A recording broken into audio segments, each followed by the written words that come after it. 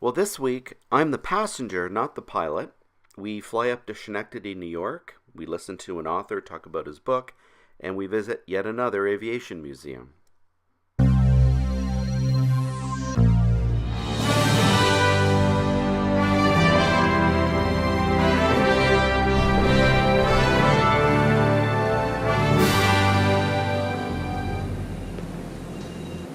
Are you ready to go? Well, it's February, and while there's no snow on the ground, at least this morning, we've had really little flying in the last few weeks. The weekend weather has really not been ideal in January and early February, but today's looking pretty good. I'm going to be flying with Bruce Wyndham in his experimental RV-8, November 148 Bravo Whiskey. The RV-8 has tandem seating, so front and back. And of course, I would be sitting in the back. And I have to tell you, in the back of my mind, I kind of thought with the bigger engine in the RV-8, it would throw off a little bit more heat in the wintertime, and I might be a little bit warmer than my smaller engined RV-12. I was wrong. It's just really hard to get enough cabin heat in these small aircraft in the wintertime to heat everybody, and Bruce decided to keep all the heat to himself in the front, apparently, because I was cold, I just have to say. Well, today we're flying up to Schenectady, New York. Never been to Schenectady. It's not that far. It's only about 145 nautical miles. In my RV-12 with a bit of wind, it could be an hour and a half to 2 hours potentially. So I was pretty happy to go with a faster aircraft. We had a little bit of headwind coming home, but getting there was very smooth and nice. Why Schenectady? Well, at Schenectady today, there is a talk at the Aviation Museum that's right on the field. And this talk is from an author of a book about his family in World War II. And we thought we'd go out for the pancake breakfast that they have, I guess, once a month, and listen to the talk and look around the museum.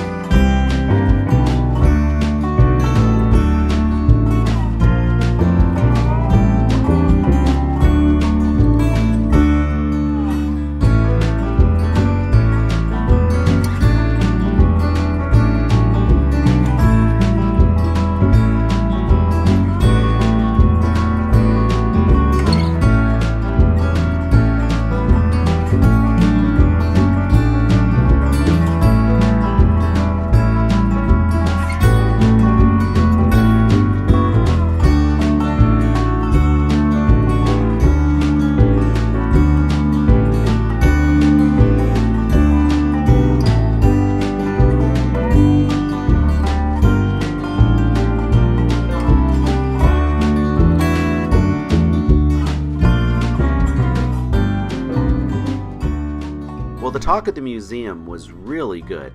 The author of the book, Larry Lewis, who was speaking, I think he's a retired scientist, but he wrote a book about his father and his uncle, who both served in World War II.